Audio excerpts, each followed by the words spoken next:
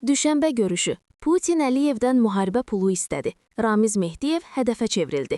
Mənbələrin məlumatına görə düşənbədə baş tutan görüşdə Rusiya prezidenti Vladimir Putin Azərbaycan prezidenti İlham Əliyevdən müharibə üçün maliyyə dəstəyi tələb edib. İddiaya görə İlham Əliyev buna cavab olaraq bildirib ki, Rusiyada və diasporada olan 100 milyard dollarım əlimdən alınıb, artıq vəsaitim qalmayıb.